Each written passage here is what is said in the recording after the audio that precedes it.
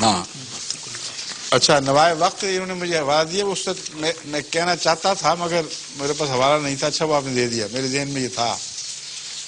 جب جماعت احمدیہ کے خلاف یہ فیصلہ ہوا کہ پاکستان کی نیشنل اسمبلی جس میں تمام فرقوں کے نمائندے موجود ہیں، انہوں نے متفق علیہ طور پر یہ فیصلہ کیا ہے کہ یہ سارے مسلمان اور صرف جماعت احمدیہ دائرہ اسلام سے خارج ہے.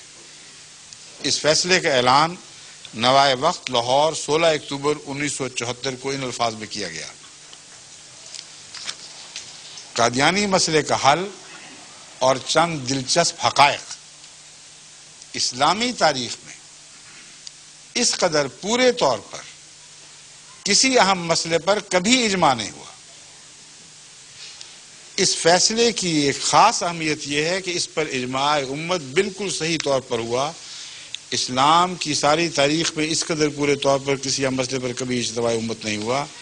اجماع امت میں ملک کے سب بڑے سے بڑے علماء دین اور حاملان شرع متین کے علاوہ تمام سیاسی لیڈر اور ہر گروپ کے سیاسی رہنما کما کو متفق ہوئے، اور صوفیاء کرام اور عارفین باللہ برگزیدگان نے تصوف و طریقت کو بھی پورا اتفاق ہوا.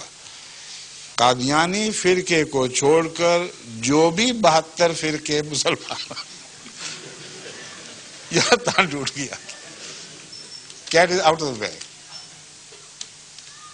اس کے اندر ہنسی آتی ہے دیکھ کے، اتنی بڑی بڑی بنیادیں ایسے دعوے بنائے تمام علماء شرع متین اور صوفیاء بزرگ و کرام. قادیانی فرقے کو چھوڑ کر جو بھی 72 فرقے مسلمانوں کے بتائے جاتے ہیں، سب کے سب اس مسئلہ کے حل پر متفق اور خوش ہیں. اب بتائیں اپنا 72 ہونا مان گیا کہ نہیں؟ 72 ہونا مان گئے. فتویٰ اپنا لگائیں گے یہ محمد رسول اللہ کا فتویٰ چلے گا؟ اب بتاؤ.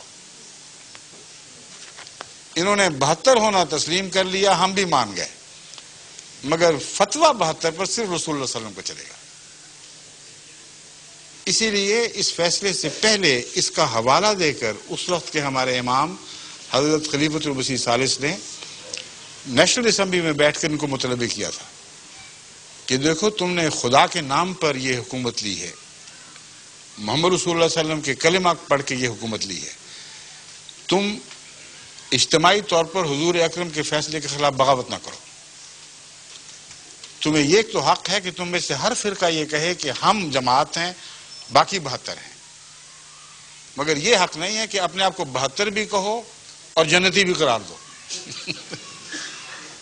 یہ وارننگ سن کر پھر یہ اعلان ہوا ہے. اب آپ فیصلہ فرما لیں خود ہی. اچھا، اگلا سوال حضور